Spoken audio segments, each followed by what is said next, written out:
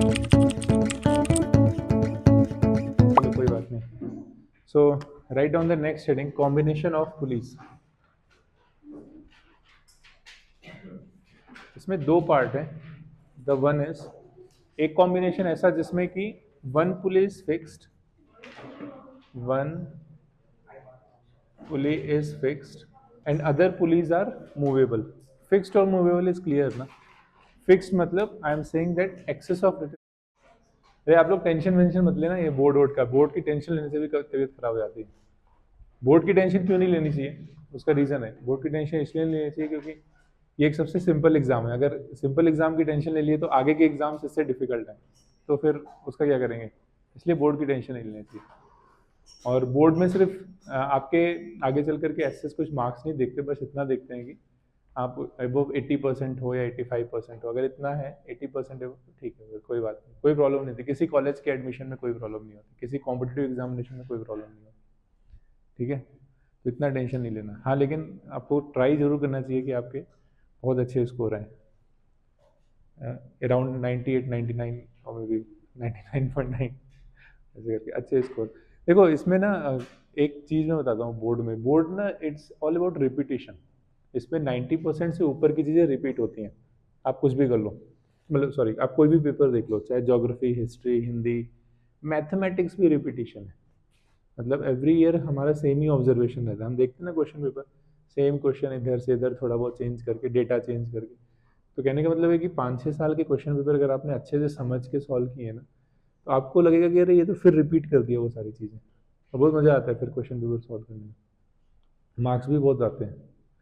तो मतलब ये एक की प्रैक्टिस है कि क्वेश्चन पेपर सॉल्व कीजिए प्रीवियस ईयर के.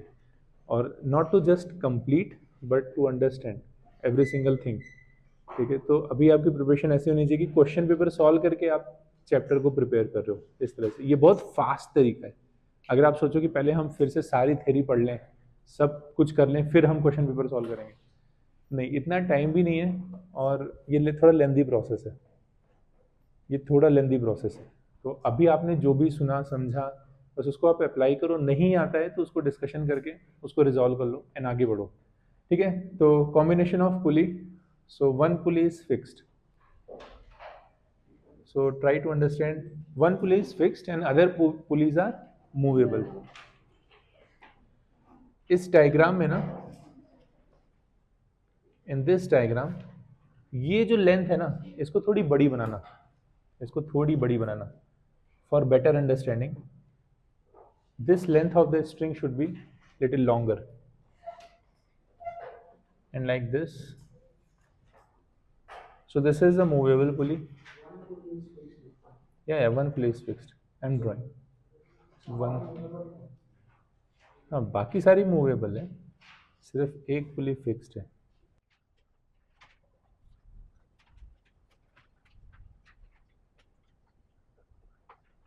अभी देखो ये 3 मूवेबल पुली मैंने ड्रॉ किया है. एंड ये जो थर्ड वन है ना, इससे लोड इज हैंगिंग. ठीक है, अब इस मूवेबल पुली को रख के मैं क्या करूँगा, मतलब ठीक है, जितनी भी मूवेबल पुली मैं इसमें ऐड करते जाऊँगा, इसका मैकेनिकल एडवांटेज बढ़ता जाएगा. बट ये जो लास्ट वाली मूवेबल पुली है ना, इसमें direction of effort is upward.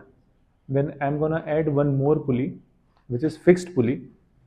तो जो मैकेनिकल एडवांटेज तो नहीं देगी, बट डेफिनेटली जो डायरेक्शन होगा ना, वो चेंज हो जाएगा, वो थोड़ा कन्वीनियंट हो जाएगा. Like this, and this is effort and this is load. So this is the direction of effort, this is load.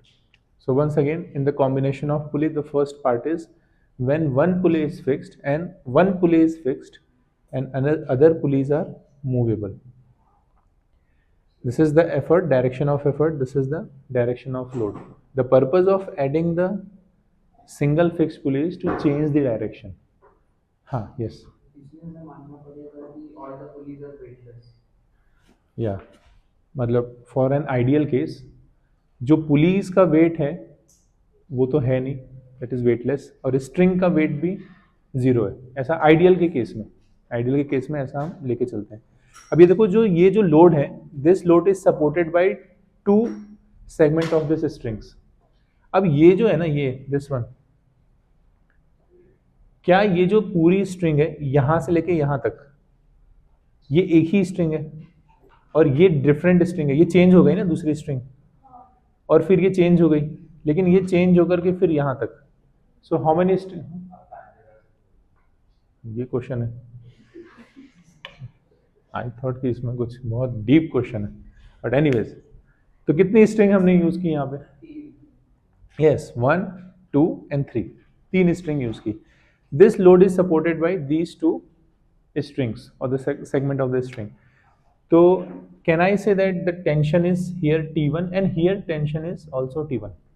यहाँ भी टेंशन T1 होगा, यहाँ भी टेंशन T1 होगा।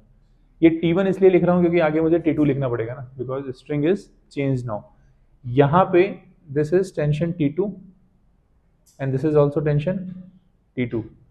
यहाँ पे tension T3 and this is also tension T3। और ये बताओ, इस टेंशन की वैल्यू बताओ, ये जो टेंशन एफर्ट की वजह से यहां पे प्रोड्यूस हो रहा है, हाँ, T3, that is T3, this is T3। Okay, so from the diagram I can say that effort is equal to T3। This is equation number 1।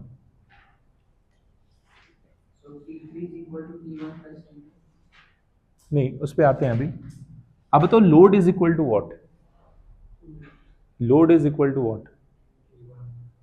Load is equal to T1? नहीं, T1 plus T1। Load को ये भी T1 support कर रहा है, ये भी T1 support कर रहा है, so load is T1 plus T1, so this is 2T1। अभी ये बताओ, ये जो T1 है, this T1 is equal to what?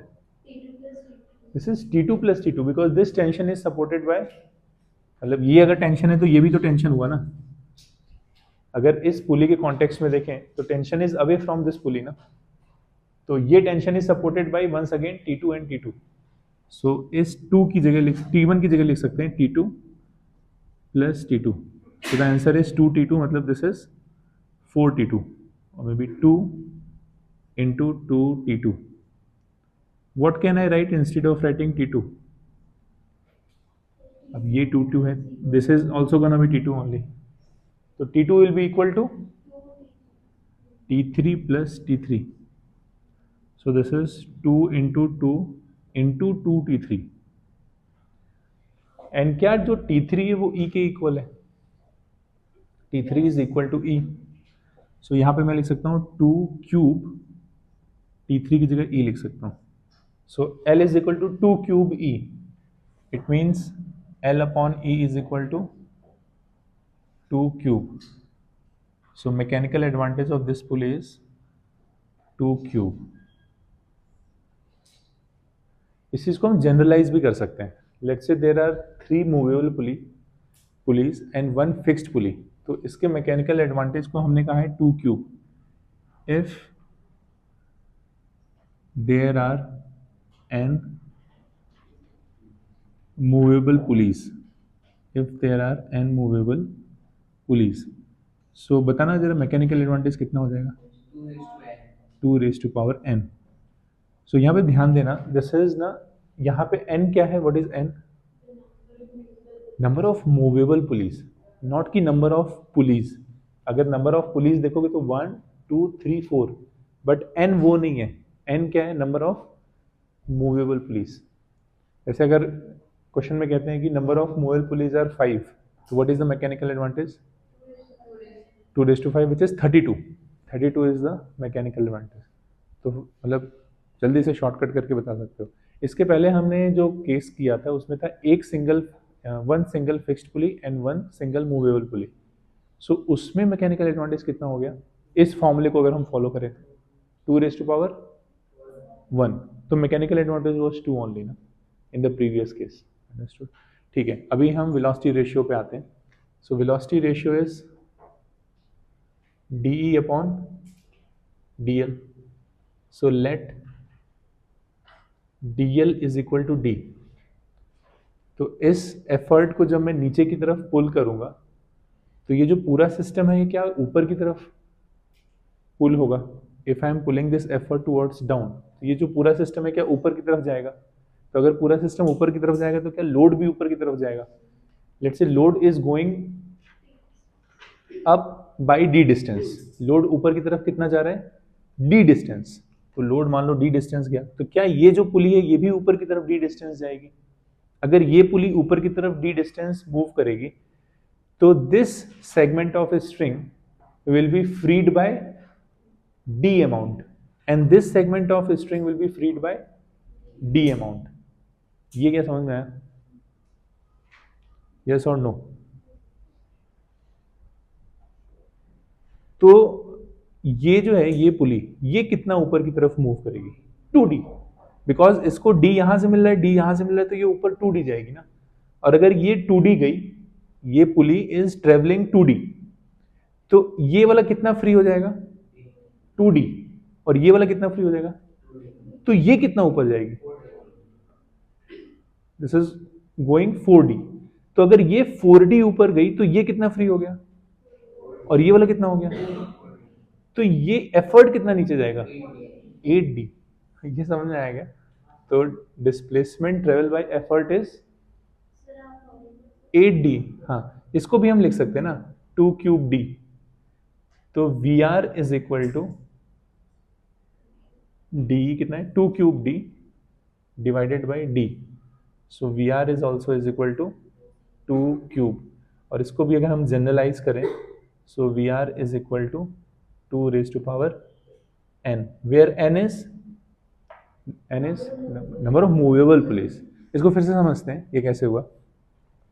जब हम एफर्ट को नीचे की तरफ पुल करते हैं तो ये जो पूरा सिस्टम है ये ऊपर की तरफ जाता है, तो लोड भी ऊपर की तरफ जाएगा। तो हम ऐसा मान के चलते हैं कि जो लोड डिस्प्लेसमेंट ट्रेवल कर रहा है वो डी डिस्प्लेसमेंट ट्रेवल कर रहा है। अगर लोड ऊपर डी जा रहा है तो क्या ये पुली भी ऊपर की तरफ डी ही जाएगी?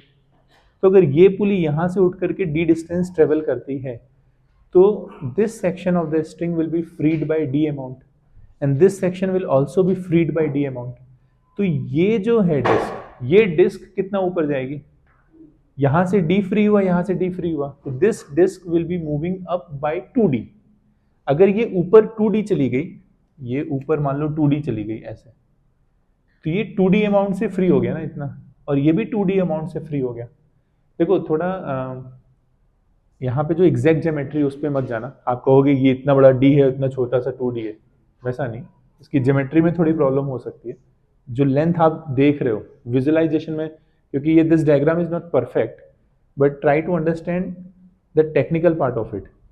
ये 2D से फ्री हो गया और ये भी 2D से फ्री हो गया, तो टोटल कितना फ्री हो गया? तो ये पुली कितना मूव करेगी? 4D। This pulley will be moving by 4D distance. अगर ये ऊपर की तरफ 4D चली गई तो यहां से कितना फ्री हो गया और यहां से कितना फ्री हो गया? तो टोटल जो 8D फ्री हुआ है, क्या ये एफर्ट भी 8D ट्रेवल करेगा नीचे की ओर? तो the displacement travel by effort is 8D। D is equal to 8D। Is it clear? D is equal to 8D। तो this is VR is equal to 2 raised to power n। और हमें पता है mechanical advantage is equal to efficiency into VR।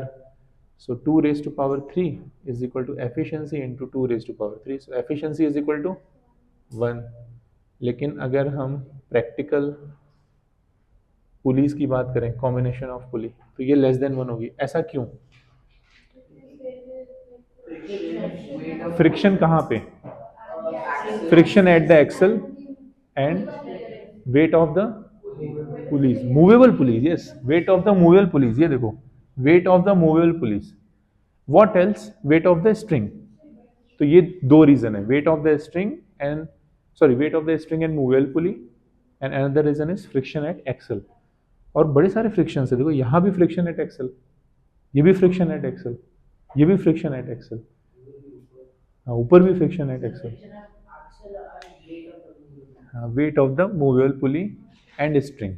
यहाँ पे string का wait भी matter करता है ना, यहाँ पे स्ट्रिंग का वेट भी मैटर करता है। तो ये दो रीजन लिख लेना, efficiency why it is less than 1, weight of the pulleys and string, and friction at axle, friction at axle, या फिर फ्रिक्शन एट ये बियरिंग्स भी लिख सकते हैं, जो बियरिंग्स यहाँ पे यूज करते हैं। ठीक है, इज इट क्लियर? ये लिख लेना, ये क्यों 1 से कम होगा, इसका रीजन लिखना, this is important, write down the reason. इसका रीजन क्या है? इसके दो रीजन है। पहला reason friction at axle, and second reason is weight of pulleys and, ये शॉर्टकट जो वेट का शॉर्टकट यहाँ पे मैंने लिखा है, ये शॉर्टकट एग्जाम में नहीं लिखना है, सिर्फ नोट्स के लिए। Weight of pulleys and strings, बस इतना।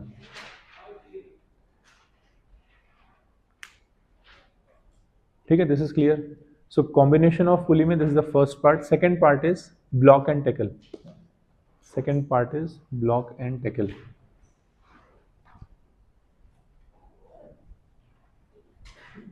The second one is,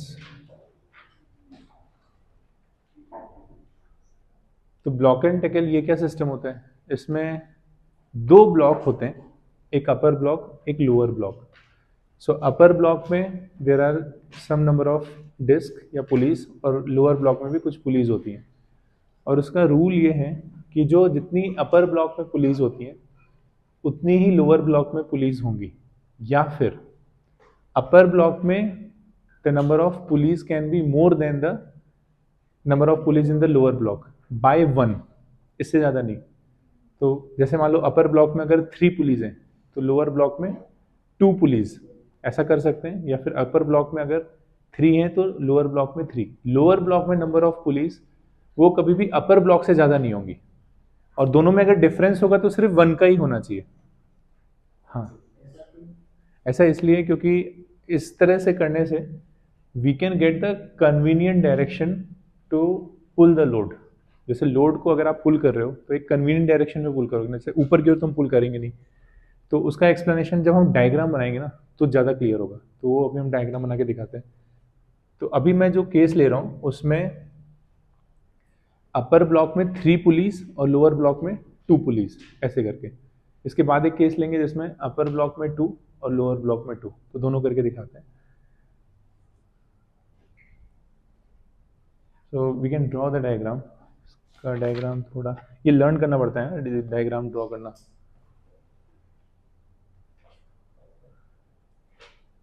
ये इसका जो सपोर्ट है जिसपे कि पुलिस बनेंगी, एंड देन इसमें थोड़ा सा गैप करके, सो लाइक दिस। इसमें जो ऊपर की तरफ पुली होगी इसकी साइज थोड़ी बड़ी रखनी है, और जैसे जैसे नीचे आएंगे इस डिस्क की साइज छोटी होती जाती है, लाइक दिस। और यहाँ पे एक हुक होगा और यहाँ पे दूसरा हुक होगा। हाँ, 5 पुलिस वाला कर रहे हैं। नंबर ऑफ डिस्क कितनी है यहाँ पे? 5 है। इसका जो डायमीटर है ये थोड़ा छोटा होता जाता है, जैसे नीचे आएंगे ना तो थोड़ा ऊपर वाले का सबसे बड़ा रहेगा, ऐसे यहाँ पे छोटा है, इसके बाद इससे बड़ा। ठीक है, और यहाँ पे क्या होगा इस पॉइंट पे? हाँ, यहाँ पे लोड होगा, इसी को तो लिफ्ट करना है हमें, इसी को लिफ्ट करना है। ठीक है, अभी देखो जब भी ये ऑड कॉम्बिनेशन होगा ना, ऑड कॉम्बिनेशन मतलब ऊपर 3 है और नीचे 2 है, मतलब इक्वल नहीं है। Number of pulleys in the upper block is not equal to the number of pulleys in the lower block. जब भी ऐसा होगा ना तो आप हमेशा यहाँ से शुरू करोगे, नीचे से। आप हमेशा नीचे से शुरू करोगे स्ट्रिंग का अरेंजमेंट। तो हम यहाँ से जाएंगे ऊपर वाले पुलिस में, फिर नीचे आएंगे लाइक दिस। पहले देख लेना फिर खुद से कर लोगे, आसान है ये। फिर लाइक दिस, फिर इस तरह से। ये है एफर्ट और ये है लोड, इस तरह से। आप नीचे से शुरू करोगे, ऊपर वाले हुक को टच भी नहीं करोगे। Number of police upper block में ज़्यादा है और लोअर ब्लॉक में कम है। डिफरेंस हमेशा 1 का ही रहेगा, या फिर दोनों इक्वल रहेंगे, या फिर अपर ब्लॉक में नंबर ऑफ पुलिस ज़्यादा होंगी, लोअर ब्लॉक में नंबर ऑफ पुलिस कम होंगी, बट डिफरेंस हमेशा 1 का रहेगा। ऐसा नहीं कि अगर 1 से ज़्यादा का डिफरेंस रखोगे ना तो कुछ पुलिस ऐसी होंगी जो यूज में ही नहीं आएंगी, ऐसा। तो कुछ ऑड केसेस भी हम करके देख लेंगे। ये क्लियर है? This much is clear. इसमें बताओ कितनी स्ट्रिंग यूज हुई है? सिर्फ एक ही स्ट्रिंग यूज हुई है, इसलिए जहां भी हम टेंशन रिप्रेजेंट करेंगे वो हमेशा टी लिखेंगे। यहाँ पे T1 T2 T3 ये सब होने वाला नहीं है, क्योंकि एक ही स्ट्रिंग है ना। अब ये देखो, ये जो लोड है, this load is supported bye these two segment of the string. Yes, this load is supported by these two segment of the string. So can I draw like T and T? ठीक है, अब यहां पर भी तो T ही होगा ना, और यहां पे क्या होगा, यहां भी T होगा लाइक दिस, और यहां भी नहीं, ये तो हो गया, ये तो मैंने ऑलरेडी ड्रॉ कर लिया लाइक दिस, ठीक है। ये सबको समझ में आया, यहाँ भी टी है, यहाँ भी टी है, यहाँ भी, ये सब जगह टी है। यहाँ पे बताओ ये कितना होगा टेंशन, यहाँ पे टेंशन कितना होगा, यहाँ पे टेंशन होगा टी, स्ट्रिंग सेम है ना, स्ट्रिंग सेम है तो यहाँ भी टेंशन होगा टी। हाँ हाँ, तो यहाँ पे हम लिख सकते हैं E is equal to T, this is the first equation. और L के लिए क्या लिख सकते हैं, L इज इक्वल टू, हाँ बोथ केस कौन सा मतलब, हाँ दूसरी पुली आएगी तो उसमें हम डिस्कशन करेंगे। अभी इसमें बताइए लोड जो है वो किसके इक्वल होगा, 2T। लोड को ये भी सेगमेंट सपोर्ट कर रहा है, ये भी सपोर्ट कर रहा है, ये भी सपोर्ट कर रहा है, ये भी सपोर्ट कर रहा है, ये भी सपोर्ट कर रहा है, तो L is equal to 5T। So L upon E is equal to what, 5। So mechanical advantages 5। इसको भी हम जनरलाइज कर सकते हैं, mechanical advantage is equal to number of pulleys, total number of pulleys, इसको भी हम जनरलाइज कर सकते हैं।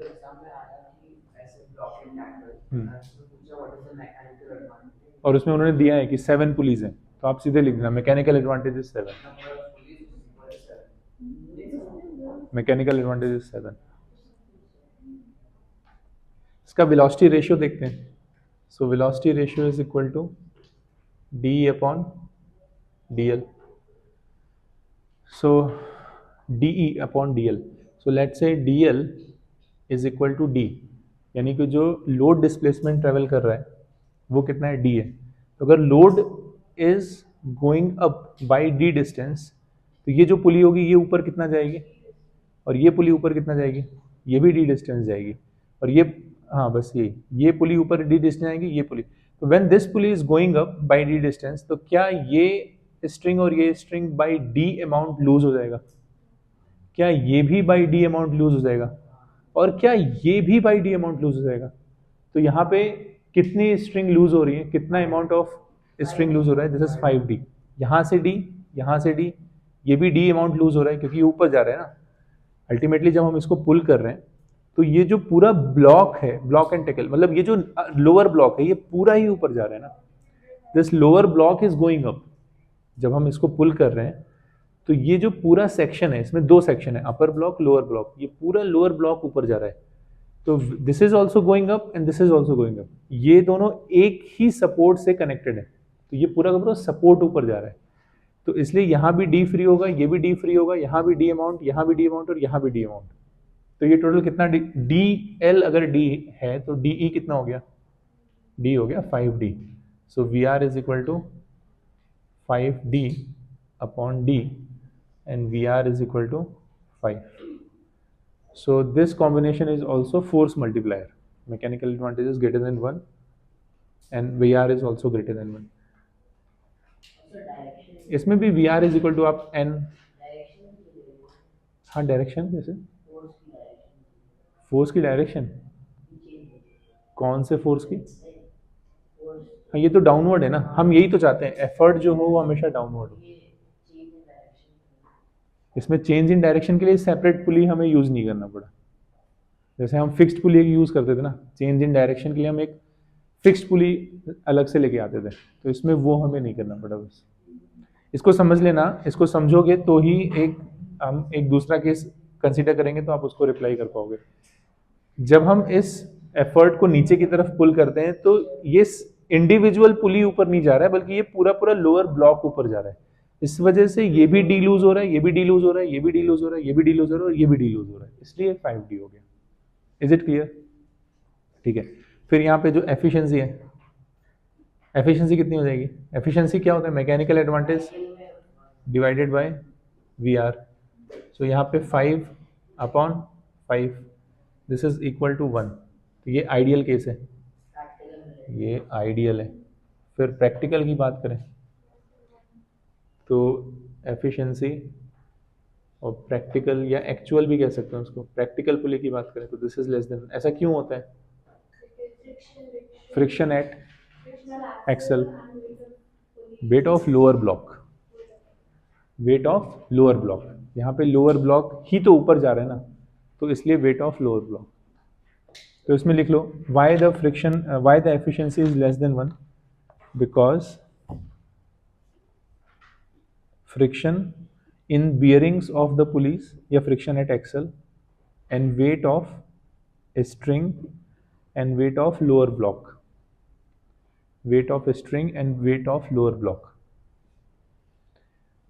सो अलग अलग केसेस में एफिशिएंसी लेस देन 1 है, उसके अलग अलग रीजंस होंगे, आपको टर्म्स चेंज करने पड़ेंगे। जैसे अगर इस पर्टिकुलर केस में आप एफिशिएंसी कम 1 से कम क्यों है, तो आपको लोअर ब्लॉक वाला टर्म यूज करना पड़ेगा ना। यू कैन नॉट से कि ये pulleys, weight of pulley should B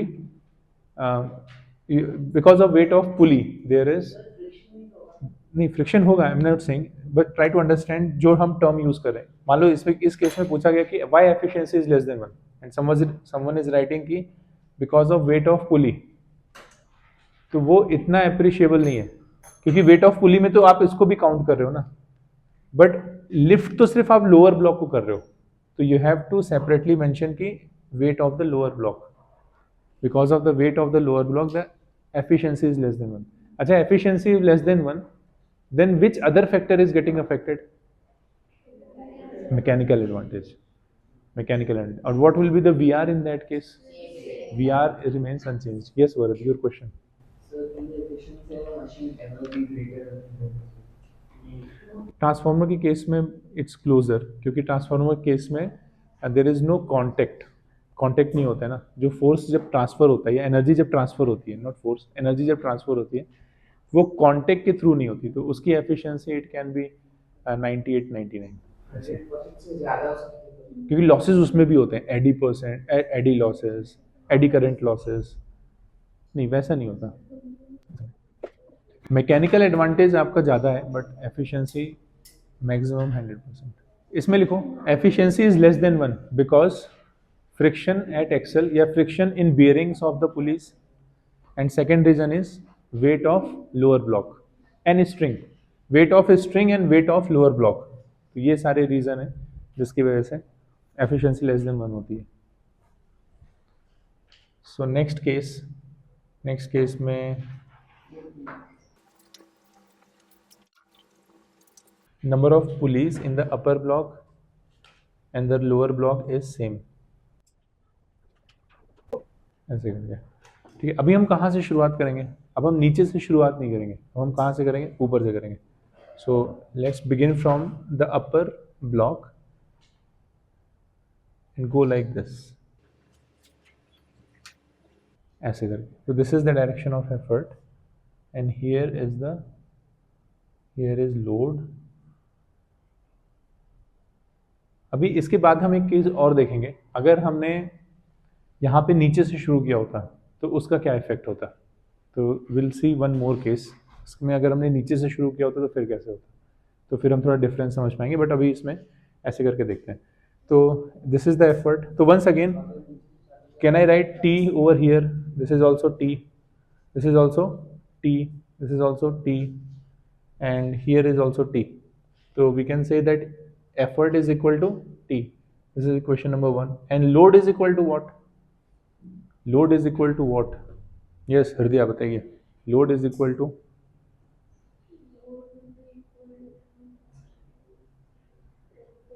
Yeah, this is 4T. Load is supported by the 4 strands of a string. 1, 2, 3, 4. Load is supported by the 4 strands of the string. So L is equal to 4T. So mechanical advantage is what? Mechanical advantage is 4. VR की अगर बात करें तो DE upon DL. So let's say if DL is D, तो what will be DE if DL is D? DL is D मतलब if load is going by distance D, तो अगर ये D डिस्टेंस ऊपर की तरफ जा रहा है तो क्या मैं कंक्लूड कर सकता हूँ कि जो लोअर ब्लॉक है ये भी D डिस्टेंस ऊपर की तरफ जा रहा है? तो यहाँ से D डिस्टेंस, यहाँ से D डिस्टेंस, यहाँ से D डिस्टेंस, यहाँ से D distance of the string will be freed. तो DE is equal to what? 4D. So VR is equal to, इस फॉर्मूले में रखो तो you will get 4. VR is equal to 4. So efficiency कितनी हो गई? 1 हो गई. लेकिन अगर प्रैक्टिकल पुलिस की बात करें तो एफिशिएंसी इज लेस देन 1. और यहाँ पे भी रीज़न सेम है कि जो लोअर ब्लॉक का वेट है और स्ट्रिंग का वेट है, that is the one reason. Second reason is friction in bearings. ठीक है, उतना लिखने की ज़रूरत नहीं है, इट्स अ रिपीटिशन. ये समझ में आया ना? ठीक है, नेक्स्ट करते हैं. हाँ, तो यहाँ पर क्या मैं कंक्लूड कर सकता हूँ कि जो मैकेनिकल एडवांटेज है that is equal to the number of pulleys. Mechanic देखो इसमें 4 है ना, 1 2 3 4. तो मैकेनिकल एडवांटेज लास्ट वाले में कितनी पुलिस थी? 5. तो mechanical advantage is equal to 5 और यहाँ पे 4 है, तो मैकेनिकल एडवांटेज इज 4. ये हो गया. Shall we move forward? सभी लिख रहे हो?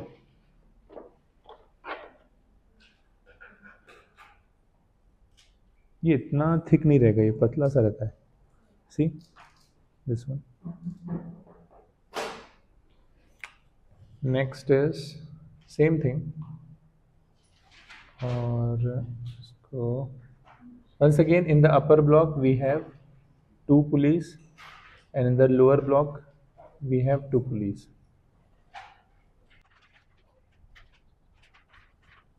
Like this. And we have 2 hooks like this. So this time अभी हम यहाँ से शुरू करते हैं. We are starting from this hook. नीचे से शुरू करते हैं. तो ये देखो, ये ऐसे हो गया, फिर ये ऐसे हो गया, फिर like this.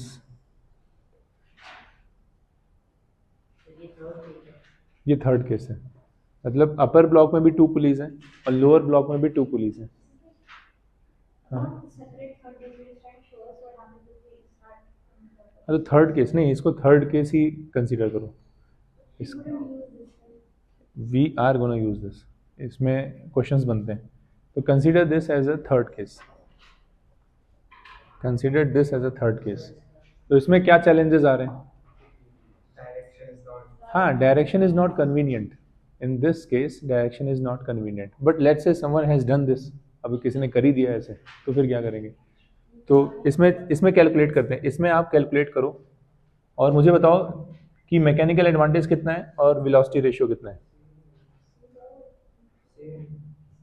एनीवेज, बट फिर भी लॉजिकली, हाँ लॉजिकली फिर भी कैलकुलेट करते हैं. First time we are learning, तो लॉजिकली इसको कैलकुलेट करते हैं जैसे अभी तक हम करते आ रहे हैं. One more practice will do. ठीक है, तो एवरीवन प्लीज स्टार्ट कैलकुलेटिंग. ये एफर्ट हो गया and this is load which is acting downward. I am giving you 2 minutes और जल्दी से इसको कैलकुलेट करके बताइए कि इसमें मैकेनिकल एडवांटेज कितना आ रहा है और वेलोसिटी रेशियो.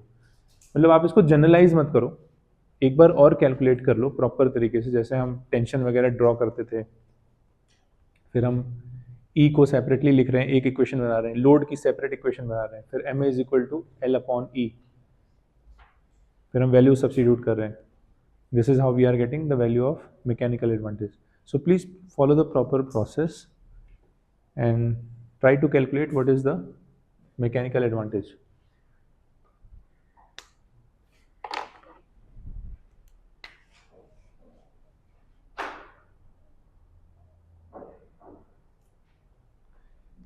क्यों, किसी ने कैलकुलेट किया मैकेनिकल एडवांटेज? आयुष बताइए मैकेनिकल एडवांटेज कितना है? हाँ नहीं, कैलकुलेट करके बताना है. हाँ मैंने किया है, बट मैंने नोटबुक में ऊपर भी नीचे भी किया है. नहीं, अरे जो मैंने किया वही इसी में बताना है. अब इसी में मैकेनिकल एडवांटेजेस 4. नहीं, कैलकुलेट करके बताना है. 4 ही आ रहा है. कैलकुलेट किया है? Can I check the solution? नहीं, इसमें आपने टेंशन की जब डायरेक्शन ही नहीं दिखाई तो ऐड क्या किया होगा? नहीं. तो जिसने प्रॉपरली किया है वो दिखाओ मुझे, बिना टेंशन की डायरेक्शन ड्रॉ किए आपने किया, आपका कितना आंसर आ रहा है? 4 आ रहा है। अभी हो गया? क्या आंसर है? यस। तो ये स्टैंड सपोर्ट कर रहे हैं, ये भी स्टैंड सपोर्ट कर रहे हैं, ये भी स्टैंड सपोर्ट कर रहे हैं, ये भी। तो जब आप टेंशन फोर्स ड्रॉ करोगे अवे फ्रॉम द लोड, तो आप यहां भी ड्रॉ करोगे, यहां भी ड्रॉ करोगे, इस पे भी ड्रॉ करोगे, इस पे भी ड्रॉ करोगे, और यहां भी ड्रॉ करोगे। तो L is equal to what? 5T, और E is equal to T। So mechanical advantage is 5, yes, and VR is also 5। इसको कैलकुलेट करो, डिस्प्लेसमेंट, अगर लोड का डिस्प्लेसमेंट D है तो ये अपर ब्लॉक जो होगा वो D डिस्टेंस ऊपर ट्रेवल करेगा। तो ये स्ट्रेंड, ये स्ट्रेंड, ये स्ट्रेंड, ये स्ट्रेंड और ये strand, 5 strands will be freed by D distance. तो D L is equal to D, और डी इज इक्वल टू, इस केस में जो डी एल होगा, अगर वो डी है तो डी कितना हो जाएगा? 5D। तो V R will be 5। So whenever the direction of the effort is upward, the mechanical advantage is more than the number of pulleys. Whenever the direction of effort is upward, आपने कुछ तो ऐसा arrangement किया, कहीं तो ऐसे शुरुआत की कि direction of effort is upward, the number of police जितनी भी होंगी उससे एक ज़्यादा ही आने वाला है आपका मैकेनिकल एडवांटेज। सो जो हमने वो फॉर्मूला डिस्कशन किया था कि mechanical advantage is number of police, वो उस केसेस में एप्लीकेबल है when the direction of the effort is downward. ये समझना इंपॉर्टेंट है। किस में? इसमें नहीं, इसमें तो एक्स्ट्रा नहीं, इसमें कम एफर्ट लगेगा। Mechanical advantage is 4 police use करके आपको 5 मैकेनिकल एडवांटेज मिल रहा है। नहीं, ग्रेविटी तो हर केस में लगेगी ना। अच्छा, आप कह रहे हो कि वो ऊपर की तरफ पुल करना पड़ रहा है। हाँ, ऊपर की तरफ पुल करना पड़ रहा है, दैट्स ट्रू। नहीं, ऊपर की तरफ जब पुल करना पड़ता है ना, तो ऐसा नहीं होता है कि हमें एफर्ट ज्यादा लगाना पड़ता है, ऐसा होता है कि हम कन्वीनियंट नहीं होते हैं बस ऊपर की तरफ पुल करने के लिए। एफर्ट आपको सेम ही लगाना पड़ता है। अंडरस्टूड ना? जैसे अगर आपको बकेट है, बकेट मान लो 10 न्यूटन की बकेट है, उसको आपको ऊपर खींचना है, तो आप ऐसे खींच रहे हो तो आपको 10 न्यूटन का ही फोर्स लगाना है, और आप पुली का यूज कर रहे हो तो भी आप 10 न्यूटन का ही फोर्स लगा रहे हो। डिफरेंस क्या है कि इसमें डायरेक्शन चेंज हो गई ना, तो you are using the weight of your body, so it is convenient to pull the rope down, pull the string down. It's just about convenience. Pulley अगर डायरेक्शन चेंज करने वाली पुली है तो उसमें एफर्ट सेम ही लगाना पड़ेगा।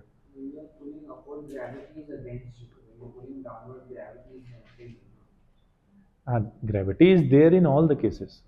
Either you are pulling up or you are pulling down. Gravity is there in all the cases, but when you are pulling down, it becomes convenient. Why? Because we are using the weight of the body. But we are when pulling up, so we are only using the muscles. तो यहाँ पे बहुत stress होता है, like that. So इसमें एक statement लिखो, write down the statement. In this case, यहाँ पे लिखना, write down. In this case, effort is applied upwards.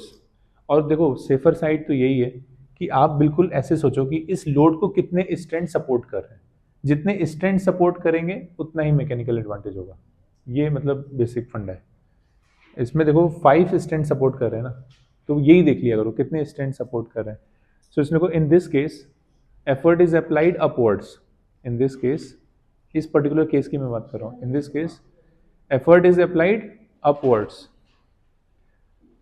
so its mechanical advantage and velocity ratio, इसको शॉर्ट में लिखना है, ma लिखना और velocity ratio vr, so its mechanical advantage and velocity ratio is more than the total number of pulleys used, is more than the total number of pulleys used.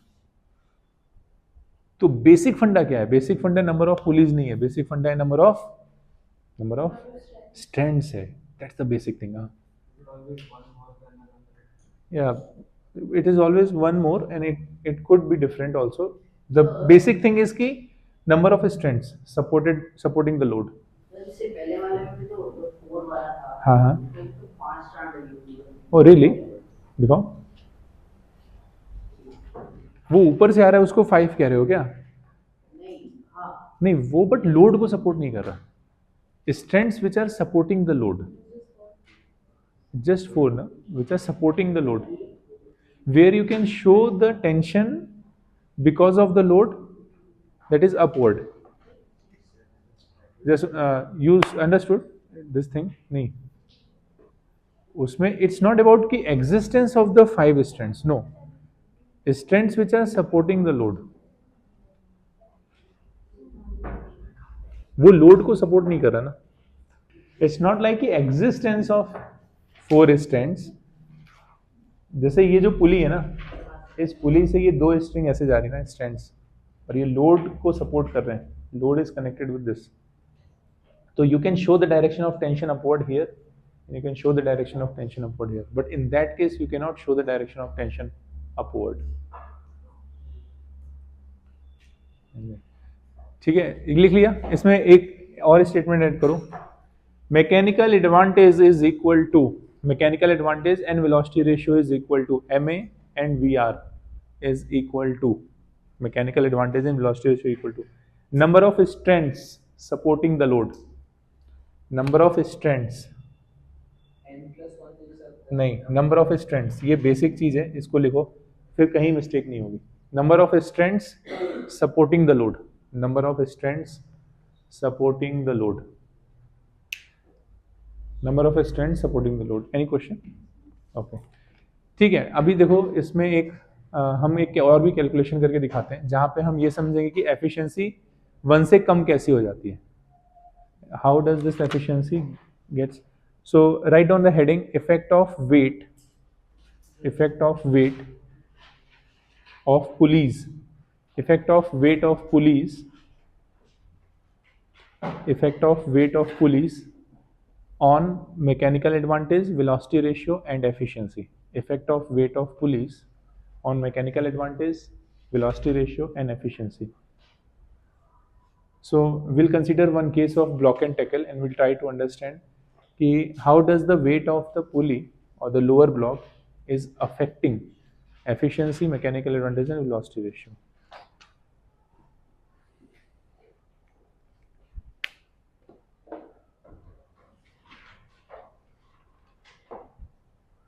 So इसमें हम ऐसा मान के चलते हैं, जो ब्लॉक एंड टैकल है उसमें टोटल नंबर ऑफ पुलीज हैं 5, एंड जो एफर्ट की डायरेक्शन है वो है डाउनवर्ड.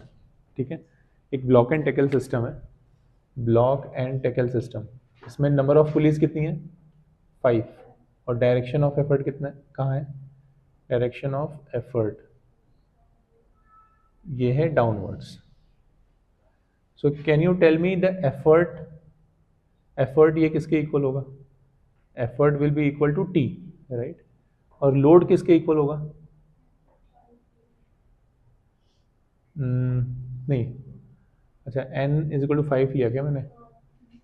ऐसे ले लो, नंबर ऑफ पुलीज, इसको जनरलाइज कर लेते हैं, number of pulleys is equal to n. अभी लोड किसके इक्वल होगा? nt के इक्वल होगा, बट यहाँ पे मैं एक चीज और भी कंसीडर कर रहा हूँ, wait of lower block. Weight of lower block ये मान लो w है, तो अभी बताओ लोड किसके इक्वल होगा? nt plus w. ये सबको समझ में आया? अभी आप क्या लिफ्ट कर रहे हो? आप लोड तो लिफ्ट कर ही रहे हो, लोड तो लिफ्ट कर ही रहे हो, साथ ही आप जो लोअर ब्लॉक है उसका भी तो वेट लिफ्ट कर रहे हैं ना. तो लोड के केसेस में आपको nt प्लस w हो जाएगा. Is it clear? Load is nt plus w. ये सबको क्लियर है क्या? Load is nt plus w. या ड्रॉ करके दिखाऊं? जो लोअर ब्लॉक का वेट है वो भी ऐड होगा. That's what I mean. तो इसकी जगह आप क्या लिख सकते हो? यू कैन ऑल्सो राइट, एक हम सिस्टम बनाते हैं ना ब्लॉक एंड टैकल का, फिर करते हैं.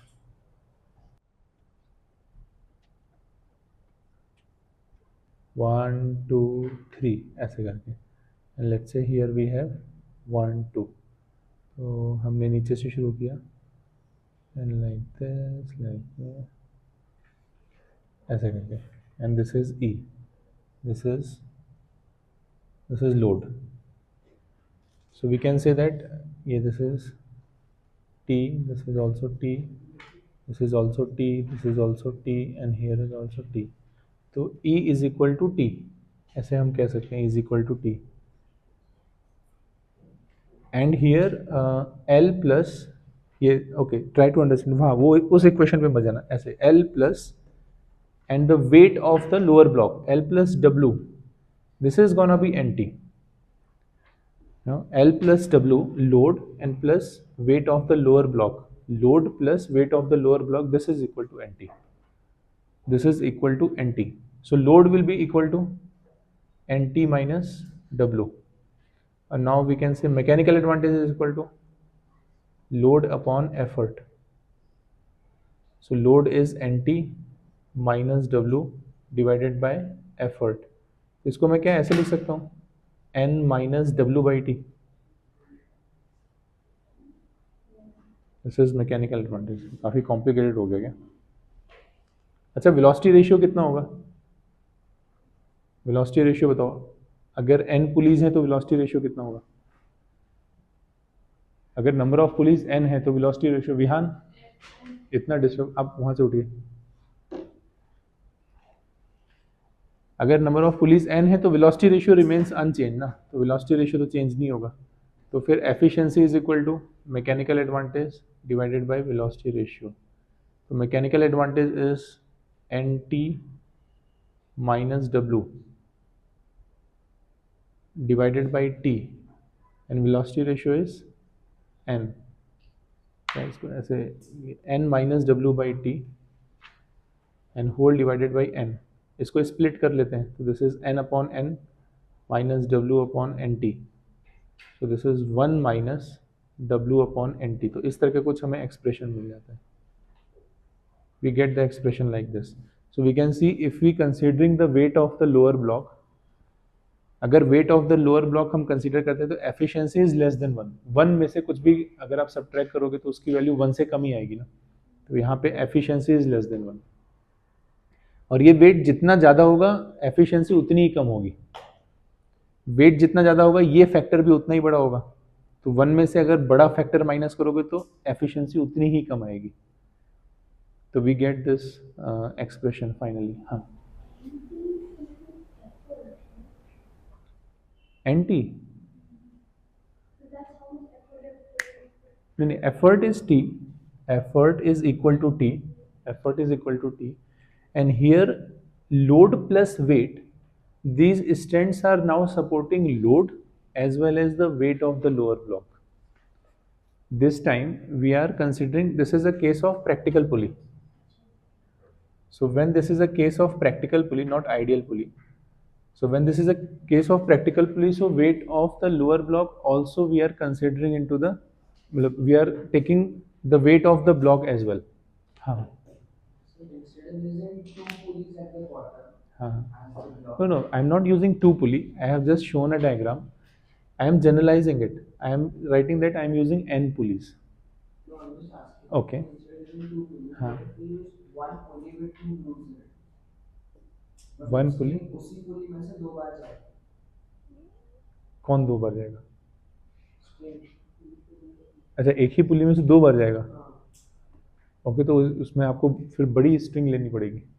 हाँ, but it would like reduce the amount of friction also. Friction कम होता है. बट उससे फायदा क्या होगा? Friction It's a number of pulleys which is deciding the mechanical advantage, not the length of the string. तो अगर आपने नंबर ऑफ पुलीज कम कर दी और एक ही पुलीज में से 2 बार स्ट्रिंग को ऐसे किया तो मैकेनिकल एडवांटेज पे कोई फर्क नहीं पड़ेगा. फॉर एग्जांपल आपने 3 पुलीज ली, 2 अपर ब्लॉक में 1 लोअर ब्लॉक में, तो आपका अरेंजमेंट तो परफेक्ट है, उसमें कोई प्रॉब्लम नहीं है.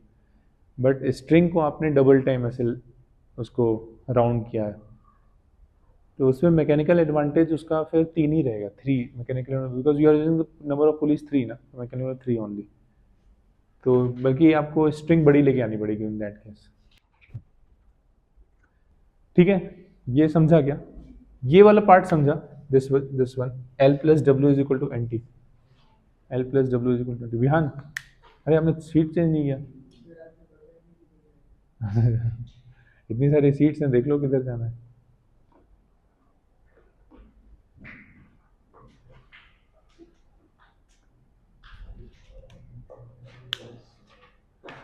ठीक है, तो this was the last part. तो एफिशिएंसी अगर हमको इंक्रीज करनी है तो we have to make sure कि जो इसका वेट होना चाहिए पुलिस का वो कम से कम होना चाहिए. इसके अलावा इसके जो फ्रिक्शंस वगैरह होते हैं, ये फ्रिक्शंस को कम करने की कोशिश करना चाहिए. जैसे हम बॉल बियरिंग्स यूज़ कर सकते हैं या फिर इसमें ऑयलिंग बीच बीच में करते रह सकते हैं, so that we can reduce the friction and we can increase the efficiency. कभी कभी ऐसे भी कभी पूछा जाता है कि एफिशिएंसी को इंक्रीज करने के लिए क्या करना चाहिए. तो एफिशिएंसी को इंक्रीज करने के लिए we have to make sure कि इसका जो वेट है वो कम से कम रहे, ऐसा मटेरियल यूज़ कीजिए कि लो डेंसिटी का मटेरियल यूज़ कीजिए। बट लो डेंसिटी का मटेरियल यूज़ करने में ये भी ध्यान रखना है कि आप बहुत वीक मटेरियल यूज़ मत कर लो, नहीं तो वेट उठाते पुली टूट जाए, डिस्क ही टूट जाए। तो बड़ा ऑप्टिमाइजेशन लेके चलना पड़ता है ऐसे करके। ठीक है, तो this is all about this chapter. इसके बाद अभी न्यूमेरिकल्स रह गए। तो what we can do, we can solve few numericals today. अगर हो जाते तो अच्छा है, नहीं तो फिर बाद में करेंगे। तो न्यूमेरिकल्स बहुत इजी हैं, इतने टफ नहीं है। इसको न्यूमेरिकल्स कर लेते हैं जल्दी जल्दी। What is the first question?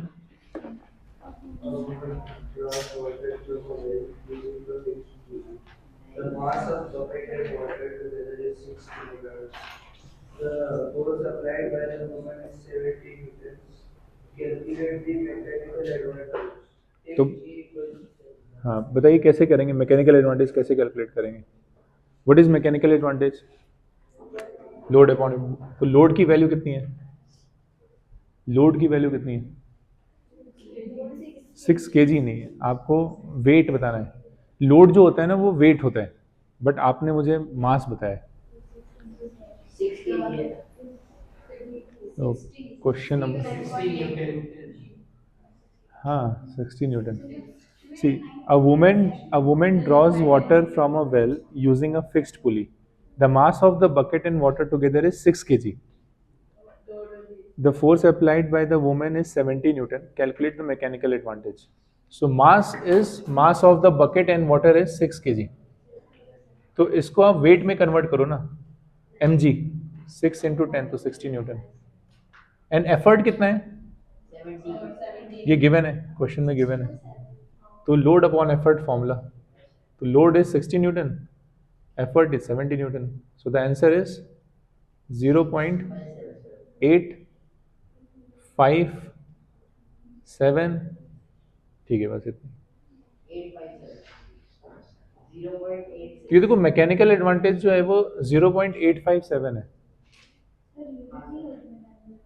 हाँ यूनिट नहीं, मैकेनिकल एडवांटेज की यूनिट, सॉरी मैकेनिकल एडवांटेज की यूनिट नहीं होती।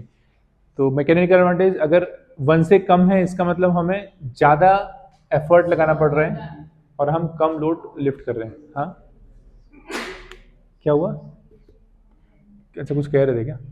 ठीक है, क्वेश्चन नंबर 2 करते हैं। तो इस तरह से इजी इजी क्वेश्चन हैं इसमें, मतलब मैं तो कह रहा हूँ कि रीड करते ही आप आंसर बता दो, मतलब इतना इजी है। और ऐसा अगर हो गया तो 5 मिनट का काम है, रीड करने में ज़्यादा टाइम नहीं लगता। Question number 2, a fixed pulley is driven by 100 kg mass falling at rate of 8 meter in 4 seconds. It lifts a load of 75 kgf. The power input to the pulley taking the force of gravity on 1 kg as 10 Newton. कुछ समझ में आएगा ये क्या है question? कुछ भी नहीं, पता नहीं क्या ही है। Fixed pulley is driven bye, तो ये तो क्लियर है कि फिक्स्ड पुली है। फिक्स्ड पुली है मतलब मैकेनिकल एडवांटेज कुछ होने वाला है नहीं, it is just like change in direction. The fixed pulley is driven by 100 kg mass falling at rate of 8 meter in 4 seconds. तो इस स्टेटमेंट का मतलब समझने की कोशिश करते हैं। ये एक फिक्स्ड पुली है ऐसे, this is fixed pulley and this fixed pulley is driven bye, कितना मास है? 100 kg का मास है और नीचे आ रहा है, किस रेट से आ रहा है? 2 मीटर पर सेकंड से नीचे आ रहा है क्या? हाँ 8 मीटर वो 4 सेकंड में आता है ना, तो 2 मीटर पर सेकंड से वो नीचे आ रहा है, 2 मीटर पर सेकंड से। So this pulley is driven by 100 kg of mass and this mass is coming down by 2 metre per second. तो यहाँ पे कुछ होगा, यहाँ पे इसको ये लिफ्ट कर रहा होगा, this is going up and this is going down, ऐसा कुछ सीन है। The force applied by it lifts a load of 75 kgf. It lifts a force of 75 kgf. तो इसका मास बताओ कितना है? ये जो लोड है, इस लोड की वैल्यू बताओ कितनी है? 75 इंटू, यही कर रहा हूँ मैं। फैन हो गया आर्यन अभी, ठीक है फैन तो बंद कर देते हैं। 75 इंटू 10, देखो kgf 75 kgf मतलब मास कितना हो गया? 75 kg, and if the mass is 75 kg, then load is 75 into 10, sir load के लिए न्यूटन में कन्वर्ट करने की जरूरत है 75 न्यूटन। हाँ, लोड जनरली न्यूटन में ही रिप्रेजेंट करते हैं, उसको मास में रिप्रेजेंट नहीं कर सकते। इस क्वेश्चन में अगर उसको कन्वर्ट नहीं किया तो भी सकता है। हो सकता है। और 1000 ग्राम न्यूटन है अच्छा, ये जो उन्होंने ए सब पार्ट में कहा है, power input to the pulley taking the force of gravity on 1 kg as 10 newton, मतलब इन्होंने जी की वैल्यू दी है डायरेक्टली इनडायरेक्टली। जी इन्होंने कहा है 10 न्यूटन पर केजी, करेक्ट ना? तो 10 न्यूटन पर केजी, न्यूटन पर KG is also the unit of acceleration. तो डायरेक्टली इनडायरेक्टली इन्होंने जी की वैल्यू गिवन है, तो इसलिए मैंने इसको 750 न्यूटन मतलब 10 से मल्टीप्लाई किया है। इसका ये बताओ, ये क्या है? ये एफर्ट है ना, तो ये कितना हो गया? 100 इंटू 10, तो this is 1000 Newton, this is 1000 Newton. अब ए सब पार्ट पावर इनपुट, हाँ अगर सिर्फ मूवेबल पुली बोला है तो उसमें वो ये नहीं आएगा ना, फिक्स पुली की चेंज डायरेक्शन। वो क्वेश्चन देखेंगे तब डिसाइड करेंगे, वो क्वेश्चन नहीं, क्योंकि क्वेश्चन का होना जरूरी है। बट इस क्वेश्चन में तो ये क्लियर है कि this is the fixed pulley. इसमें तो पावर इनपुट कैसे कैलकुलेट करेंगे? How to calculate power input? What is the formula for the power?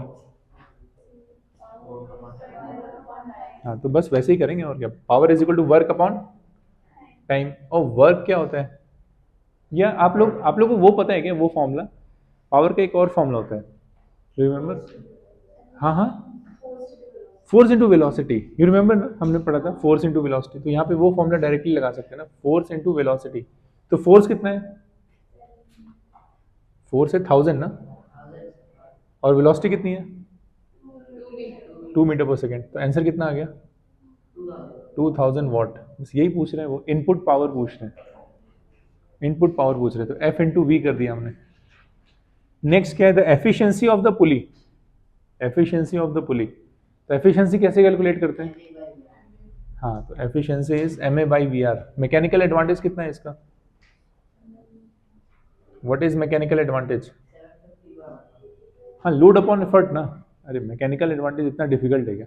Load upon effort, तो 750 अपॉन 1000। तो ये क्या आंसर आ रहा है? 750 अपॉन 1000 0.75। और वी आर बताइए कितना है? वी आर कितना है? Any one can say what is the value of V R? क्योंकि अगर वी आर पता नहीं चलेगा तो फिर एफिशिएंसी कैलकुलेट कैसे करेंगे? हाँ हाँ, वी आर की वैल्यू 1 है बिकॉज वी आर कॉन्स्टेंट रहता है, और सिंगल फिक्स्ड पुली के लिए तो वी आर 1 होता है ना। और ऐसे भी सोच सकते हो कि लोड जितना डिस्टेंस ट्रेवल करेगा, एफर्ट भी उतना ही डिस्टेंस ट्रेवल करेगा। V R is equal to D by D L, तो डी और डी एल इक्वल होंगे ना सिंगल फिक्स्ड पुली, मतलब ये जितना ऊपर जाएगा उतना ही तो ये नीचे आएगा। तो डी और डी एल दोनों इक्वल होंगे, तो वी आर की वैल्यू 1 होगी। मैकेनिकल एडवांटेज कम होता है तो हो जाने दो, एफिशिएंसी बढ़ती है घटती है, घटने दो बढ़ने दो, लेकिन वी आर की वैल्यू रिमेन कांस्टेंट। ठीक है, तो एफिशिएंसी कितना हो गया? Mechanical advantage divided by velocity ratio. Answer is 0.75 divided by 1 which is 0.75। और इसको अगर परसेंटेज में लिखना है, Aryan change your seat immediately. हाँ, 75%। Efficiency is 75%। अगर परसेंटेज में लिखना है तो एफिशिएंसी इज 75%। फिर height to which the load is raised in 4 second. तो इन्होंने कहा है ना कि 8 मीटर 4 सेकेंड में, ये 8 मीटर नीचे आता है, तो 4 सेकेंड में 8 मीटर ऊपर जाएगा। ये तो सिंगल फिक्स पुली है ना। 8 मीटर ये नीचे कितने टाइम में आता है? 4 सेकेंड में। तो 8 मीटर ये ऊपर कितने टाइम में जाएगा? 4 सेकेंड में। तो इसका आंसर 8 मीटर है। ये अगर 1 सेकेंड में भी पूछते तो भी हम कैलकुलेट कर लेते हैं। ये क्वेश्चन काफी टफ था क्या? नहीं ना। Question number 3। तो कितने लोग हैं जिनका क्वेश्चन नंबर 3 हो चुका है? अच्छा, हो गया, आंसर आ गया। बाकी लोग क्या कर रहे हैं? आप मुझसे आगे आगे सॉल्व करो। ऐसा नहीं कि आप मेरा वेट करो कि मैं सॉल्व कर लूंगा फिर आप नोट कर लोगे। इस तरह से मत करो, मेरे आगे आगे सॉल्व करो। A single fixed pulley and a movable pulley both are separately used. So क्या कहते हैं, वरद, तो did you get the answer ना? यहाँ पे उन्होंने क्लैरिटी के साथ बोला है, सिंगल फिक्स्ड पुली को सेपरेटली यूज कर रहे हैं और movable pulley both are separately used to lift a load of 50 kgf to the same height, compare the efforts applied. तो ये कैसे कैलकुलेट करेंगे? वैसे तो ये डायरेक्टली भी समझा आ सकता है, जो सिंगल फिक्स्ड पुली है उसमें एफर्ट लोड इक्वल ही होता है, लेकिन जो मूवेबल पुली है उसका मैकेनिकल एडवांटेज 2 होता है ना, तो आपको एफर्ट कम लगाना पड़ता है और डबल लोड आप लिफ्ट कर सकते हो। बाकी मैं आपको न्यूमेरिकली कैसे सॉल्व करेंगे वो भी करके दिखा देता हूँ। तो हाँ हाँ, वैसे भी कर सकते हैं, सिंगल फिक्स्ड पुली और फिर सिंगल मूवेबल पुली, दोनों के लिए कैलकुलेट कर लेते हैं। तो सिंगल फिक्स्ड पुली का मैकेनिकल एडवांटेज कितना होता है? 1। तो क्या load upon effort is equal to 1 हो जाएगा? तो इसमें लोड और एफर्ट इक्वल होते हैं, ठीक है। और सिंगल मूवेबल पुली में मैकेनिकल एडवांटेज कितना होता है? 2 होता है। तो लोड अपॉन एफर्ट कितना हो गया? 2 हो गया। तो load is equal to 2 times of effort. अब क्वेश्चन नंबर 3 में 2 केसेस वो डिस्कशन कर रहे हैं, एक तो सिंगल फिक्स्ड पुली और दूसरा मूवेबल पुली, बट दोनों ही केसेस में लोड तो सेम ही है ना, 50 kgf ही तो उठाना है, लोड तो दोनों में सेम है। तो लोड सेम है तो लेकिन एफर्ट अलग अलग होगा, तो इसको आप E1 कह दो और इसको आप E2 कह दो, बट लोड तो सेम ही है ना, लोड तो सेम ही है। तो दिस इज इक्वेशन नंबर 1 और दिस इज इक्वेशन नंबर 2। अगर आप इक्वेशन नंबर 1 और 2 को कंपेयर करोगे तो हम कह सकते हैं ना कि E1 is equal to 2E2। तो E1 अपॉन E2 कितना हो गया? This is equal to 2/1, like this. ये पहले केस में एफर्ट और दूसरे केस में जो एफर्ट है उसमें रेशियो 2:1 है। 50 kgf लोड को लिफ्ट करने के लिए सिंगल फिक्स्ड पुली में आपको ज़्यादा एफर्ट लगाना पड़ेगा, लेकिन अगर मूवेबल पुली है तो उसमें कम एफर्ट लगाना पड़ेगा, प्रैक्टिकली हाफ एफर्ट लगाना पड़ेगा, क्योंकि और मेक सेंस ना, क्योंकि जो मूवेबल पुली होती है उसका मैकेनिकल एडवांटेज 2 होता है, तो वो फोर्स मल्टीप्लायर है।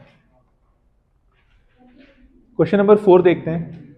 इन a block and tackle system consisting of 3 pulleys, तो ब्लॉक और टैकल सिस्टम में 3 पुलीज हैं, तो आप बता सकते हैं कि ऊपर कितनी होगी अपर ब्लॉक में और लोअर ब्लॉक में कितनी होगी?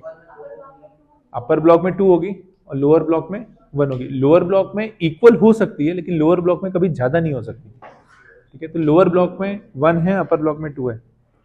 अ load of 75 kgf is raised with an effort 25 kgf। तो बहुत इजी क्वेश्चन है। क्वेश्चन नंबर 4 में E की वैल्यू कितनी है? 25 kgf और लोड की वैल्यू कितनी है? 75 kgf। तो उन्होंने पूछा मैकेनिकल एडवांटेज बताओ, तो लोड अपॉन एफर्ट तो कितना आएगा mechanical advantage? Load upon effort 3, 75 upon 25, तो आंसर इज 3। तो ए सब पार्ट। बी सब पार्ट क्या कह रहे हैं? Velocity ratio. वेलोसिटी रेशियो कितना आएगा? हाँ, अगर 3 पुलीज हैं तो वेलोसिटी रेशियो 3 आएगा ना। ब्लॉक एंड टैकल सिस्टम में देयर आर 3 पुलीज, तो वेलोसिटी रेशियो 3 आएगा। और फिर नेक्स्ट एफिशिएंसी कितनी आएगी? 100%। ठीक है, ये तो बहुत इजी था। 5th क्वेश्चन पे आते हैं। A block and tackle system has 5 pulleys. If an effort of 1000 newton is needed in downward direction, देखो उन्होंने डाउनवर्ड डायरेक्शन कहा है, effort is in downward direction, to raise a load of 4500 newton, तो calculate the mechanical advantage. Mechanical advantage बताइए कितना आ रहा है? Question number 5 में मैकेनिकल एडवांटेज कितना आ रहा है? 4.5, करेक्ट ना? 4.5 इज लोड अपॉन एफर्ट, तो load is 4500 and effort is 1000 Newton, तो 4.5। अच्छा, आप सोच के देखो, अगर ये 5 पुलीज हैं ब्लॉक एंड टैकल से, सब लोग क्वेश्चन नंबर 5 कर रहे हैं ना, everyone is doing question number 5। अगर ब्लॉक एंड टैकल में 5 पुलीज हैं तो उसका मैकेनिकल एडवांटेज होना कितना चाहिए? हाँ, और आ कितना रहा है? तो इससे क्या आप इंटरप्रिटेशन? हाँ, this is not 100% efficient, why? क्योंकि कहीं ना कहीं फ्रिक्शन है, कहीं ना कहीं वेट ऑफ द पुली है, तो ऐसे करके। फिर नेक्स्ट क्वेश्चन पूछ रहे हैं द वेलोसिटी रेशियो, तो वेलोसिटी रेशियो बताइए कितना आएगा? 5 ही आएगा, 5 पुलीज है ना, और एफर्ट की डायरेक्शन डाउनवर्ड, तो 5 ही आएगा। Efficiency of the system is, कैसे निकाला एफिशिएंसी? मैकेनिकल एडवांटेज या क्वेश्चन नंबर 5 में एफिशिएंसी कैसे निकालेंगे?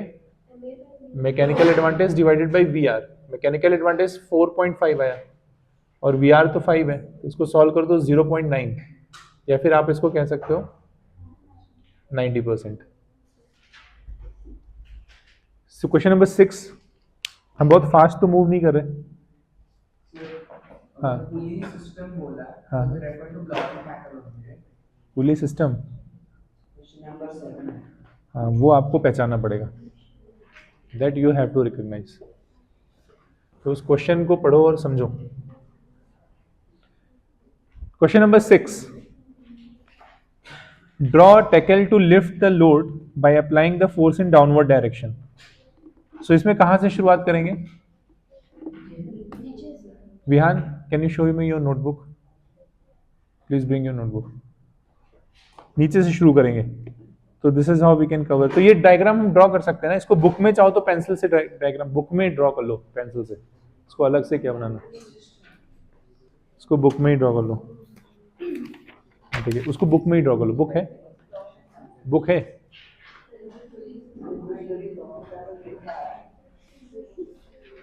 सो बुक में ही ड्रॉ कर लो। Mark in the diagram the direction of the load and effort. तो लोड की डायरेक्शन किधर होगी? डाउनवर्ड। एफर्ट की direction downward. If the load is raised by 1 metre, through what distance the effort move. अगर load 1 metre lift होता है तो effort कितना मूव करेगा? 5 मीटर। कैसे? अरे ये बता देता हूं कैसे। क्वेश्चन नंबर 6 में everyone is not on the same page, ध्यान से देखो। जो वेलोसिटी रेशियो है ना, वेलोसिटी रेशियो, अगर 5 पुलीज हैं तो वेलोसिटी रेशियो कितना होगा? 5 होगा। तो डीई अपॉन डीएल कितना हो गया? 5 हो गया। तो डीई कितना है? नहीं डी नहीं, डीएल कितना है? डीएल, डीएल कितना है? अरे नो रिप्लाई, 1 मीटर है ना। उन्होंने कहा कि जो लोड है वो 1 मीटर मूव करता है। लोड कितना मूव कर रहे हैं? 1 metre. The load is raised by 1 metre, तो डीएल की वैल्यू 1 होगी। तो डी कितना हो गया? 5 मीटर। ये आंसर हो गया क्वेश्चन नंबर 6 का बी सब पार्ट। सी सब पार्ट पे आते हैं। State the number of strands of tackle supporting the load. तो 5 स्ट्रैंड्स होंगे। क्यों? क्योंकि एफर्ट की डायरेक्शन आपने नीचे ड्रॉ की है ना, इसलिए 5 होंगे। What is the mechanical advantage of the system? That's also 5। ये क्लियर है ना सबको? इसका एक्सप्लेनेशन ऑलरेडी हमने अभी क्लास में किया है। नेक्स्ट क्वेश्चन नंबर 7 पे आते हैं। तो क्वेश्चन नंबर 7 में आप, police system has a velocity ratio 3, draw diagram showing the point of application at direction of load, effort and tension T. It lifts a load of 150 Newton by an effort of 60 Newton. Calculate the mechanical advantage. Is the pulley system ideal? Give reason. So कैसे draw करेंगे? पुली system has a velocity ratio 3, तो ये कैसे draw करेंगे? पुली system उन्होंने कुछ clear नहीं किया है, तो कैसे ड्रॉ करेंगे? अगर मान लीजिए हमें, हाँ हाँ, 2 pulleys in the upper block and 1 is the lower block, और इसका वेलोसिटी रेशियो 3 है। तो देखो इसको ऐसे ड्रॉ करेंगे, like this. 2 pulleys in the lower, upper block, 2 pulleys in the upper block and 1 pulley in the lower block. अच्छा, लेकिन क्वेश्चन में कहीं इन्होंने कहा है क्या कि ब्लॉक एंड टैकल ही है? तो फिर हमने ब्लॉक एंड टैकल क्यों ड्रॉ किया? और इसको बताओ नीचे से शुरू करें ऊपर से? नीचे से। आपको मैं ऊपर से भी करके दिखा देता हूँ। ऊपर से मान लो शुरू करेंगे ना, तो आपने ऊपर से शुरू किया तो नीचे ही आओगे ना, बस ये छूट जाता है। अब आप कहोगे अरे नीचे से फिर से इसको, तो वो सिस्टम बनेगा नहीं। फिर से इसको करोगे तो वो सिस्टम फिर एक बार हो गया ना, दोबारा इसको रिपीट नहीं कर सकते, तो ये फिर छूट जाता है लाइक दैट। तो this is the wrong arrangement, आपको ऊपर से ही शुरू करना पड़ेगा।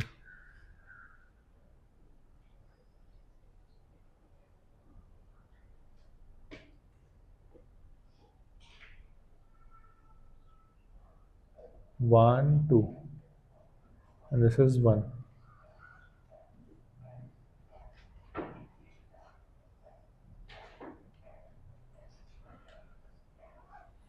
तो this is question number 7। Velocity ratio is 3। सो क्या इसका वेलोसिटी रेशियो 3 होगा? यस, इसका वेलोसिटी रेशियो 3 होगा। देखो उन्होंने कहा है वेलोसिटी रेशियो 3 है, इसलिए यहाँ पे 3 पुलीज होंगी। कोई और भी अरेंजमेंट सोच सकते हो जिसमें वेलोसिटी रेशियो 3 हो? मान लो हमने ब्लॉक एंड टैकल नहीं लिया, क्या किसी और, क्या कॉम्बिनेशन ऑफ पुली हम ले सकते हैं विथ वेलोसिटी रेशियो 3? वरद, जैसे आपका क्वेश्चन था कि ब्लॉक एंड टैकल लेंगे या फिर कॉम्बिनेशन ऑफ पुलिस भी तो ले सकते हैं। उन्होंने मेंशन तो नहीं किया ना ब्लॉक एंड टैकल लो।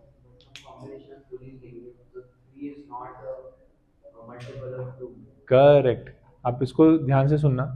अगर आपने कॉम्बिनेशन ऑफ पुली लिया तो कॉम्बिनेशन ऑफ पुली में एक तो फिक्स्ड होगा और बाकी सारे मूवेबल होंगे। मान लो एक फिक्स्ड है और एक मूवेबल है, तो मैकेनिकल एडवांटेज कितना होगा? I want reply from everyone, 1 or 2 are replying, otherwise listening not participating. Once again, if I am taking one movable pulley वाला combination of pulley में दो पार्ट थे, एक तो था fixed and movable pulley और दूसरा था block and tackle system। अगर मैंने एक fixed pulley लिया और एक movable pulley लिया तो उसका mechanical advantage कितना होगा? तो if you are not able to reply, so go back and see the theory। Check करो एक बार, theory चेक करो। हाँ 2, हाँ एवरीवन इज नॉट रिप्लाइंग। तो क्या सबको समझ में नहीं आया क्या क्वेश्चन? क्यों आर्यन, आपको समझ में नहीं आया क्वेश्चन और आपने सुना नहीं? समझा नहीं तो पूछो ना फिर, मतलब you have to be part of the class ना, क्लास का हिस्सा बनो। Purpose is to learn, purpose is not to complete. Make sure that your purpose should be learning, not completing the whole thing. अगर सीख लोगे तो फिर कई सारे क्वेश्चंस का आंसर कर पाओगे, लेकिन कंप्लीट करोगे तो सिर्फ इसी क्वेश्चन का आंसर कर पाओगे। और कंप्लीट करने के लिए क्या होता है ना, हम आंसर को टारगेट करते हैं, आंसर किसी भी तरह से आ जाए हम आगे बढ़ जाते हैं, उससे कुछ बहुत फायदा नहीं होगा। Once again, I want reply from everyone side. If you need time, you can go and revise little bit. I am giving you 2 minutes. Go and revise. अब उसको रिवाइज करो, लेकिन इस तरह से साइलेंट होके मत बैठो, ऐसे कुछ मतलब सीखोगे नहीं। जितना आप रिप्लाई करोगे ना, जो आपने रिप्लाई किया वो आप सीख गए, ऐसा। तो टाइम को पूरी तरह से यूटिलाइज करो। बताइए स्नेहल, आप बताइए, if there is a combination of pulley, I am using one fixed pulley, one movable pulley, what is the mechanical advantage? 2 raised to power 2। हाँ, आई am saying one fixed pulley and one movable pulley, so what will be the mechanical advantage? कैसे, which formula? But मैंने तो 2 police बताया ना, एक fixed है एक movable, तो 2 raised to power 2 होना चाहिए या 2 raised to power 1 होना चाहिए? ऐसा क्यों? क्योंकि वो जो n है ना, वो है नंबर ऑफ मूवेबल पुलिस, तो फिक्स्ड पुली उसमें काउंट नहीं करते। let's say if I am using one fixed pulley and one movable pulley, और वो कॉम्बिनेशन यूज करते हैं, तो उसका मैकेनिकल एडवांटेज कितना होगा? उसका मैकेनिकल एडवांटेज होगा 2 raised to power n होता है ना। अगर मैंने वन फिक्स्ड पुली यूज किया और 2 मूवेबल पुली यूज किया, तो मैकेनिकल एडवांटेज कितना होगा? 4 होगा ना, 2 raised to power 2 which is equal to 4। अगर वन फिक्स्ड पुली यूज किया और 3 मूवेबल पुली यूज किया, 2 to the power 3 8 आएगा। तो ये जो अरेंजमेंट है, one fixed pulley and others are movable pulley, क्या कभी इसका मैकेनिकल एडवांटेज या velocity ratio for that reason 3 हो सकता है? इट कैन नेवर बी 3, इधर 2 raised to power 1 और 2 raised to power 2 और 2 raised to power 3। तो जो 3 है वेलोसिटी रेशियो इस क्वेश्चन में कह रहे हैं, that is only possible in the block and tackle system only. Odd number है ना ये, तो this is only possible in block and tackle system, that's the reason I have to go with this block and tackle system. इसलिए मैंने block and tackle system, उन्होंने question में कहा नहीं है लेकिन velocity ratio 3 other way round हो नहीं सकता ना, कि कॉम्बिनेशन ऑफ पुली में 2⁴n पॉसिबल है, जो कि कभी भी ऑड नहीं हो सकता। तो इसलिए हमें block and tackle system he use करना पड़ेगा। Draw direction showing the point of application and the, तो ये मैंने डायरेक्शन वगैरह शो कर दिया, पॉइंट ऑफ एप्लीकेशन, ये एफर्ट है, ये लोड है। तो ये इस तरह से क्वेश्चन नंबर 7 में डायरेक्शन शो कर दिया। It lifts a load of 150 newton by an effort of 60 newton. तो इसका मैकेनिकल एडवांटेज कैलकुलेट किया गया सबने। Mechanical advantage is what? Load upon effort. What is load? What is load? 150। And what is effort? 60 newton, right. तो इसको solve करेंगे तो कितना आएगा? 2.5। तो मैकेनिकल एडवांटेज देखो, वेलोसिटी रेशियो 3 है, तो मैकेनिकल एडवांटेज भी आइडियली कितना होना चाहिए? 3 होना चाहिए, लेकिन मैकेनिकल एडवांटेज 2.5 आ रहा है। तो what does it mean? Efficiency इसकी लेस देन 1 है। Is the pulley system is ideal? Yes और no? No, this is not ideal. Give reason. Because mechanical advantage is less than 1। हाँ, इसमें आप क्या करोगे, इस क्वेश्चन में आप एफिशिएंसी कैलकुलेट करोगे। Efficiency is equal to mechanical advantage divided by V R, और यहाँ पे आप शो करोगे कि ये जो है वैल्यू ये 1 से कम आ रही है, एफिशिएंसी इज लेस देन 1। तो इस तरह से शो करोगे, लाइक दिस। क्वेश्चन नंबर 7 में आप एफिशिएंसी इज लेस देन 1 ऐसे करके शो करोगे। हाँ, In